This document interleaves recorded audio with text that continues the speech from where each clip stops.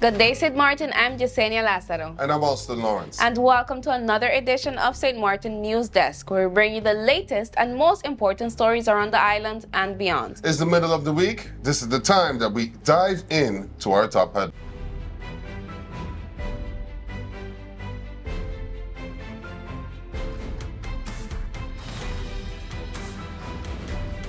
The National Alcamena Polizzi Bond, known as NAPB, is voicing concerns over delays in issuing national decrees to justice chain workers. NAPB President Marcus Pantoflet reports that some members have received decrees while others are still waiting, causing disconnect within the union. Following a meeting with the Honorable Minister of Justice Lyndon Lewis on October 23rd, Pantoflet shared that the minister suspects sabotage is behind the delays.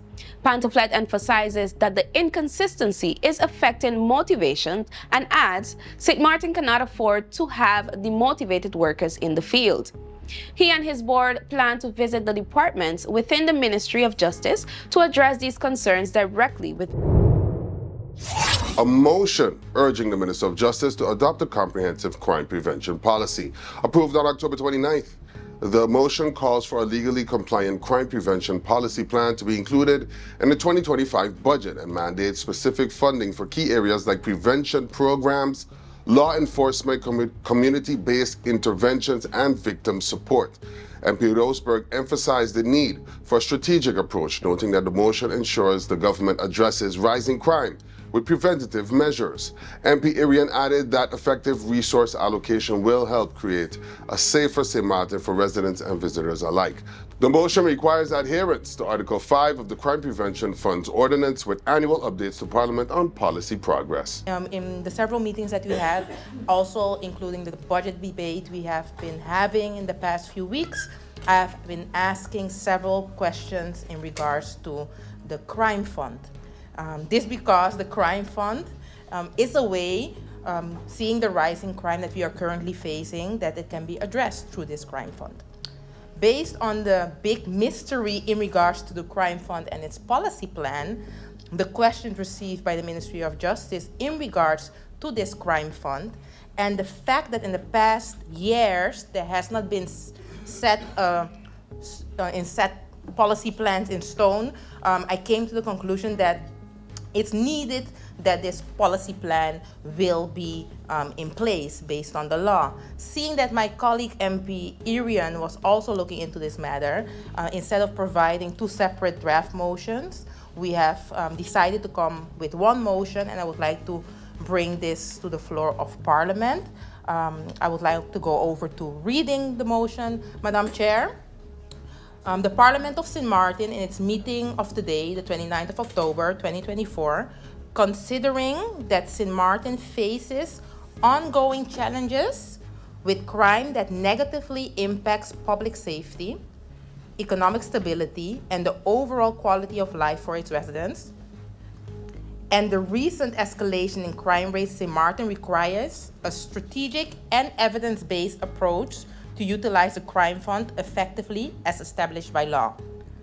That Article 5 of the Regulation on Crime Prevention Funds Ordinance, also known as Landsverordening houdende instelling van een criminaliteitsbestrijdingfonds, states that St. Martin must develop a yearly crime prevention policy plan to ensure systematic and sustainable crime reduction efforts, and that this policy plan should be submitted yearly when submitting the budget by the Minister of Justice.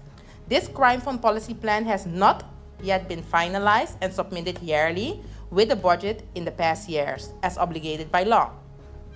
That operating the crime fund with absence of such policy plan is in violation of the Crime Prevention Funds Ordinance, Landsverordening houdende instelling van criminaliteitsbestrijdingfonds, and it limits the government's ability to effectively address crime and undermines the strategic allocation of resources as requested by law.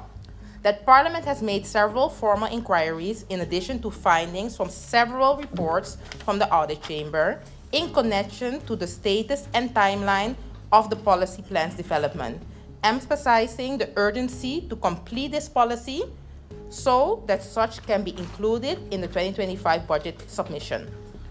Resolves to urge the Minister of Justice to fulfill and comply with the requirements of Article 5 of the Regulation on Crime Prevention Funds, Landsverordening houdende instelling van Criminaliteitsbestrijdingfonds, by undertaking the following actions. Develop and finalize a legally compliant crime prevention policy plan to be included in the 2025 budget submission, outlining clear crime reduction objectives, funding needs, and implementation strategies as required by law. Develop a comprehensive financial framework that details anticipated expensive funding sources and long-term financial commitments, ensuring alignment with the 2025 budget and the Crime Fund Policy Plan. To call on the Minister of Justice to implement a structured crime fund policy framework grounded in best practices, ensuring crime funds are allocated to high-impact areas that address both immediate crime deterrences and long-term community resilience.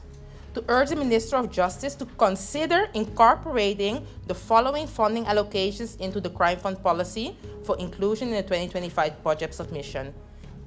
A. Evidence-based prevention programs. B. Law enforcement and crime solving.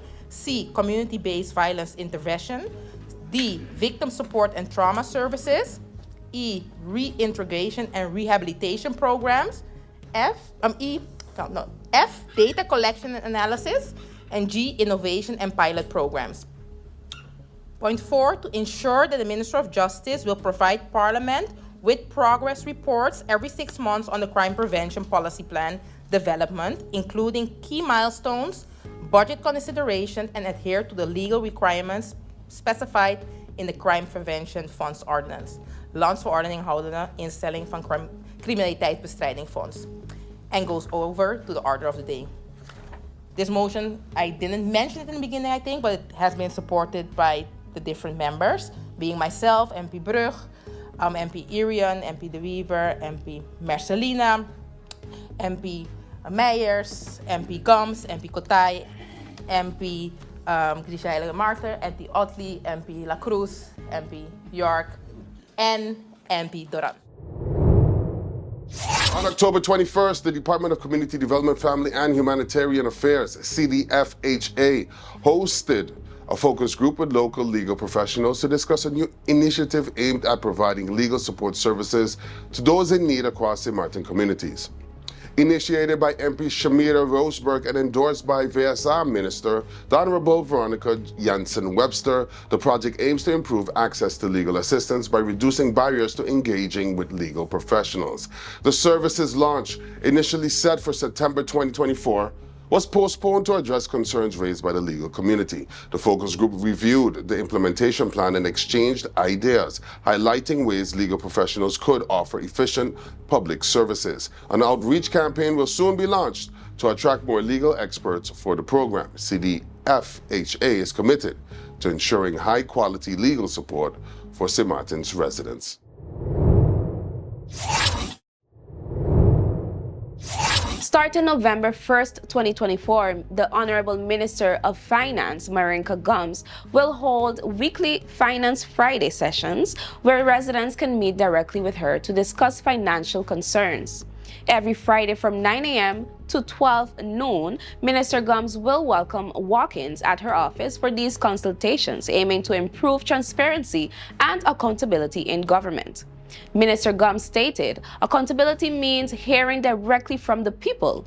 While I may not solve every issue, I hope to offer guidance and also to be available for solutions.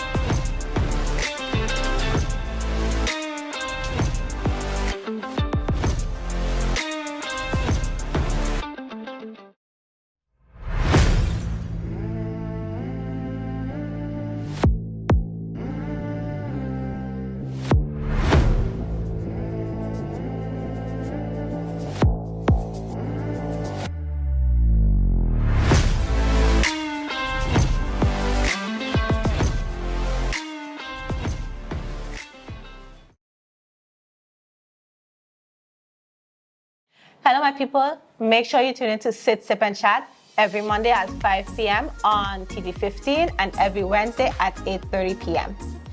And make sure tune in to the Late Night Show with Andrew Dick from Monday to Friday at 10 p.m.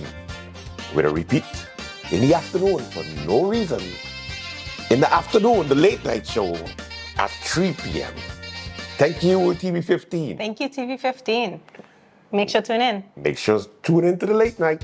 and Sit, Sip, and Chat. Late Night.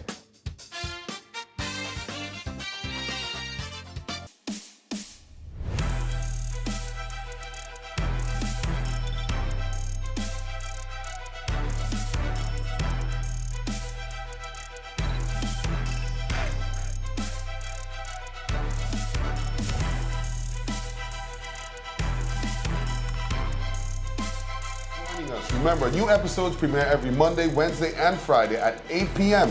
on TV15 and across other social media platforms. I'm Jasenia Lassiter wishing you a wonderful week. Stay friendly, St. Martin.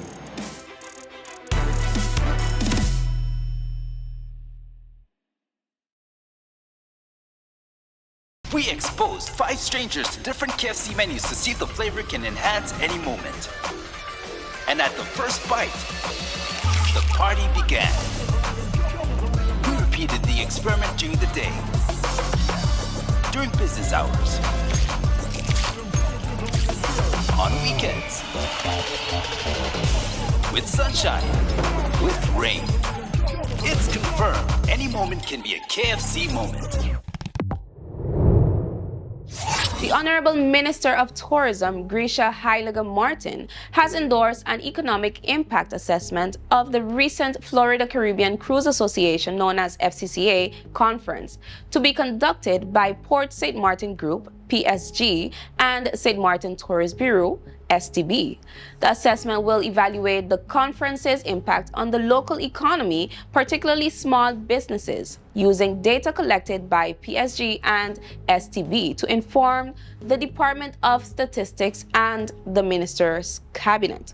Minister Heilige-Martin emphasized that decisions should be data-driven, noting that the FCCA conference was a major opportunity to showcase St. Martin's culture to the global audience. The assessment will focus on local businesses such as accommodations, dining, and tours to measure the economic boost from visitor activities.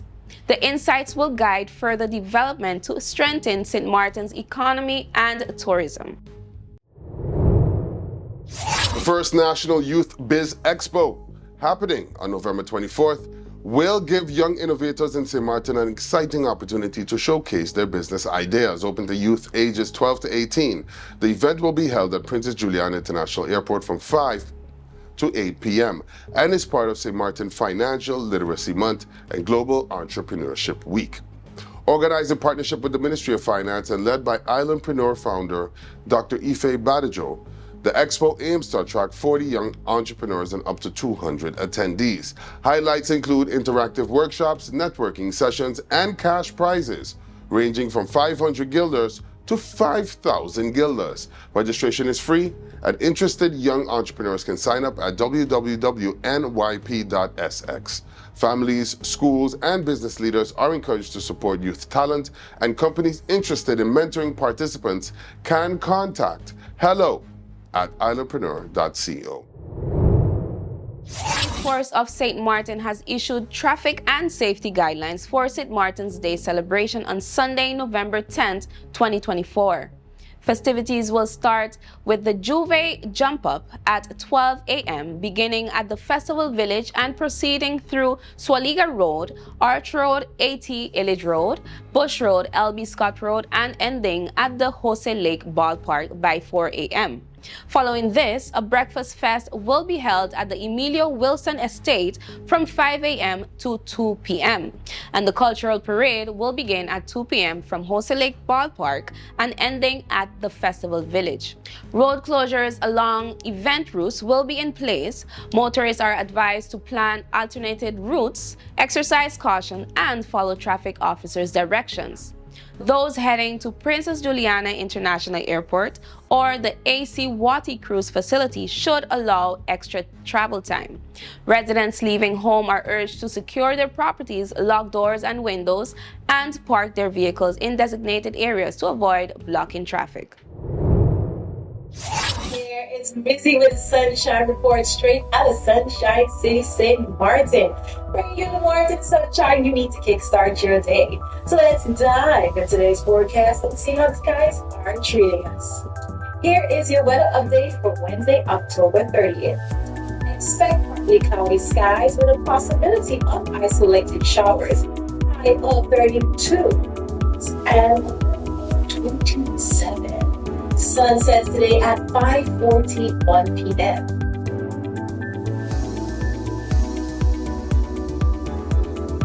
Winds are expected to stay light while the seas will remain slight to moderate.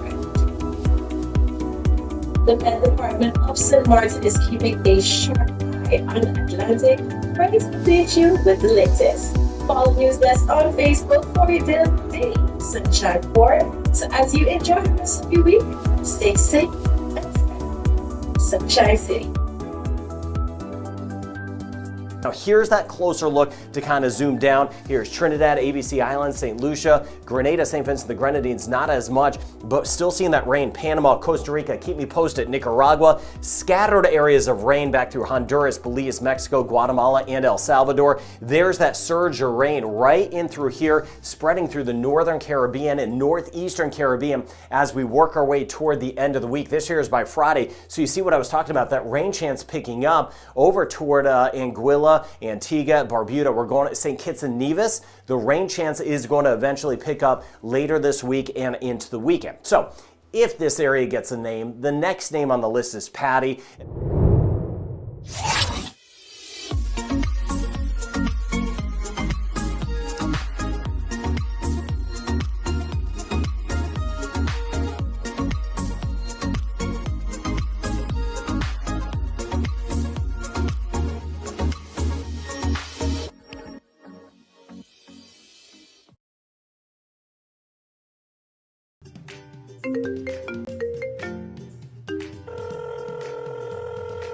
Hi, Mom.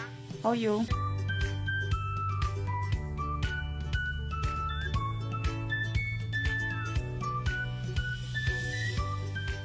But Mom, you finished all your minutes yet? No, girl. Talem has new postpaid plans and automatically upgraded my postpaid package. Is that so?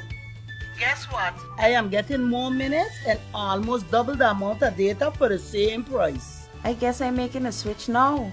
Let me call you back, Mom. Hey Tash, you hear about Telem new postpaid plans?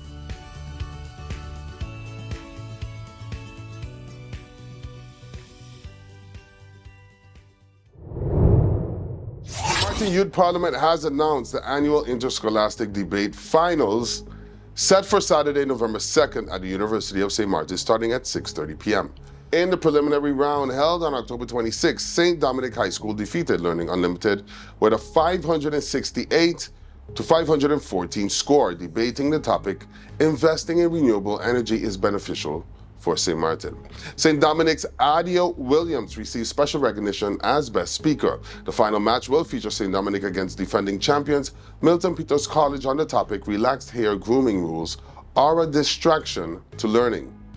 Community members are invited to support the young debaters at the University of St. Martin with a $2 entrance fee. This event promises an engaging showcase of persuasive argumentation and critical thinking skills. Visit Martin's Science Fair Foundation, SMSFF, is thrilled to announce its 30th anniversary science fair scheduled from the 31st of March to April 5th, 2025. To mark this milestone, SMSFF will introduce new science categories and expanded activities. The fair will feature STEAM projects from students aged 12 to 18, along with workshops, demonstrations, and science career field trips. Dr. Erlinda Carter, SMSFF President, expressed enthusiasm for the event, noting the fair's growth as a tribute to 30 years of dedication to youth science education. More schools are expected to join the already registered participants. Windward Roads BV has made a commendable contribution by donating $250 to 12 students from the Milton Peters College MPC for their upcoming exchange trip to the Netherlands and Germany. The students, accompanied by 3 teachers, will embark on their journey on November 24th. The SFOBA schools expressed their gratitude to Windward Roads for their generous support. During the trip, they will visit the Anne Frank Rail School in Germany, where they will practice Dutch as a foreign language, explore waste management, and forge friendship with German students and their families. World has successfully supported 4 schools this year as part of its annual Adopt a School program, launched in 2021. This initiative allows MotorWorld to allocate up to $1,000 to each adopted school annually to address specific needs identified by school management. In 2024, 5 requests were received from various primary and high schools focusing on upgrading facilities and improving hygiene and classroom equipment. Projects included supplying printers, enhancing gardens, constructing a media lab, implementing an animal-friendly pigeon nesting prevention plan, and repairing roofs. Tariq Amjad, Managing Director of MotorWorld Group of Companies, stated, "Investing in our schools helps to build a foundation for our students to develop knowledge and opportunities. It's our pleasure to assist them in creating an inspiring learning atmosphere." This year, funding was allocated to the Seventh-day Adventist School, 721's Kids Foundation, Milton Peters College, and Mac John A. Gumbs Campus. MotorWorld encourages educational institutions to prepare for next year's program, which will begin in the second quarter of 2025. That's all the time we have for today's edition of St. Martin News Desk. Thank you for joining us. Remember, new episodes premiere every Monday, Wednesday, and Friday at 8 p.m. on TV15 across our social media platforms and all Alexa devices globally. I'm Alston Lawrence. And I'm Yesenia Lázaro, wishing you a wonderful week. See you next time. Stay friendly, St. Martin.